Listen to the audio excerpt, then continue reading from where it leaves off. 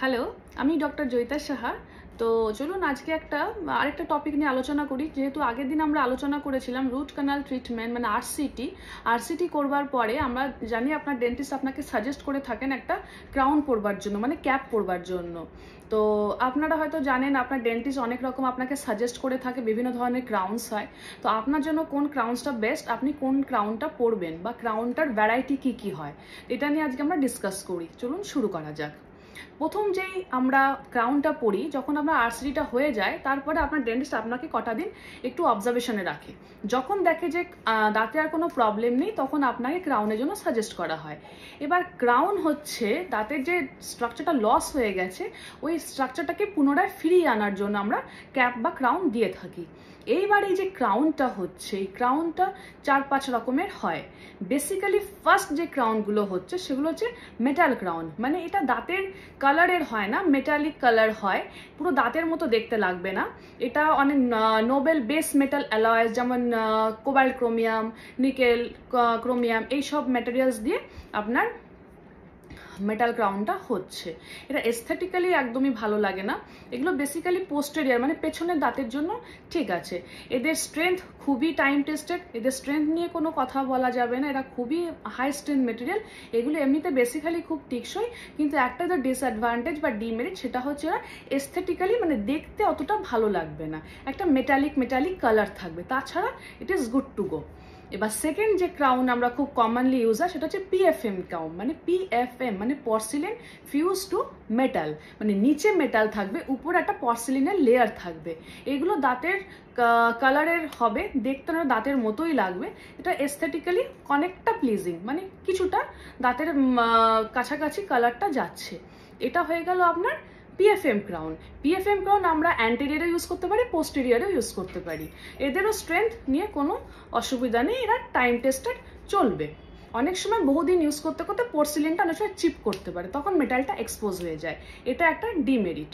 আচ্ছা, থার্ড যেটা আমরা আলোচনা করব তার আগে বলে দিই এই মেটাল ক্রাউন বা পিএফএম ক্রাউনের আরেকটা বড় ডিমেরিট, যদি আপনি কখনো এমআরআই করতে যান, তো যেহেতু এগুলো মেটালগুলো ফেরোম্যাগনেটিক, তো এই মেটাল থাকার কারণে আপনার যে এমআরআইতে সেটাতে কিন্তু আর্টিফ্যাক্ট আসার চান্সেস থাকবেই। তো এটা একটা one of the very disadvantage of this metal বা পিএফএম ক্রাউনস। ওই জন্য থার্ড এসে গেছে কি জারকোনিয়া ক্রাউন। জারকোনিয়া ক্রাউন হচ্ছে এটাও এক ধরনের metal, but they are very high strength. এটা আপনি সামনে, পেছনে, অ্যান্টেরিয়ার, পোস্টেরিয়ার সব জায়গায় পড়তে পারবেন। দে আর মানে ওই নোবেল বেস মেটাল ফ্রি। তো এগুলোতে এমআরআই করতে কোনো সমস্যা হবে না। তো this R very good to go. তো এদের দামটা একটু বেশি, যেমন মেটাল একদমই চিপ, তার থেকে একটু দাম হচ্ছে পিএফএম, তার থেকে আর একটু হাই রেঞ্জের যাচ্ছে জারকোনিয়া। তো zirconia crown are very good to go. তো এটারও স্ট্রেংথ নিয়ে কোনো কথা নেই, দিস আর টাইম টেস্টেড। আরেকটা ক্রাউন হয় সেটা লিথিয়াম ডাইসিলিকেট, মানে এই ক্রাউনগুলো আমরা বেসিক্যালি অ্যান্টেরিয়ারে দিয়ে থাকি। জারকোনিয়া আর লিথিয়াম ডাইসিলিকেট ক্রাউন মানে ইম্যাক্স ক্রাউন দুটোই মেটাল ফ্রি, মানে আপনার ওই বেস মেটাল ফ্রি। কিন্তু একটা ডিসঅ্যাডভান্টেজ কি হচ্ছে, জারকোনিয়া ক্রাউনগুলো ওপেক হয়।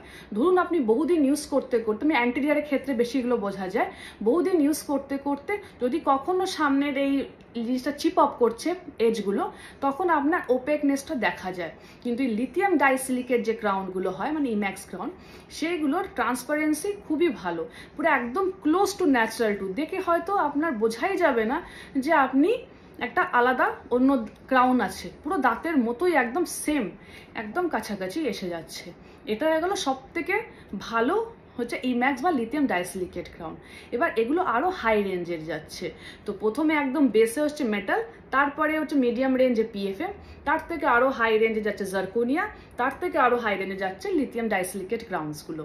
তো এরপরও মেটালের পরেও ডিপেন্ড করছে, তার আপনার ল্যাবের পরে ডিপেন্ড করছে, আপনার ডেন্টিস্টের স্কিল, এক্সপিরিয়েন্স, এক্সপার্টিসের পরে ডিপেন্ড করছে আপনার পিএফএম ক্রাউন ও নর্মাল পিএফএম দেওয়া হচ্ছে কিনা, ল্যাবের যে ক্যাটক্যাম পিএফএম আজকাল এসে গেছে সেগুলো হচ্ছে কিনা, জারকোনিয়ারও ওয়ারেন্টি দিচ্ছে, কত বছরের ওয়ারেন্টি দিচ্ছে, এরপরও ল্যাব অনেক রকম চার্জেস করে। তো এই জিনিসগুলো অনেকটা ভ্যারি করছে, আপনার যে ক্রাউন আপনার ডেন্টিস্ট আপনাকে দিচ্ছে সেটা কেমন ধরনের ক্রাউন, কি ক্রাউন, সেটা আপনার ডেন্টিস্ট আপনাকে বেটার গাইড করে দেবেন। তো আমরা যেটা ক্লিনিকে করি সেটা হচ্ছে আমরা পেশেন্টকে নর্মাল একটা ক্রাউন দিই না, আমরা পেশেন্টকে সব রকম ভ্যারিয়েশন বলে দিই।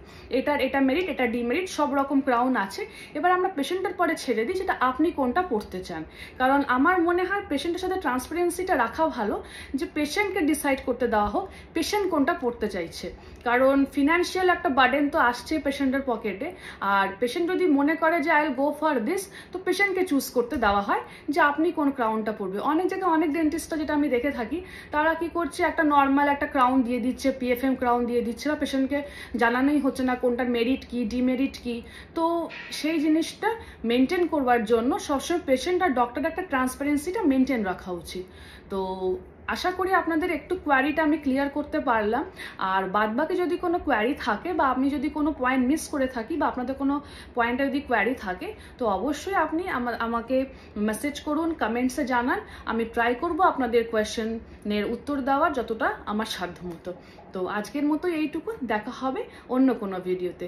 ততদিন সুস্থ থাকুন, ভালো থাকুন, বাই বাই।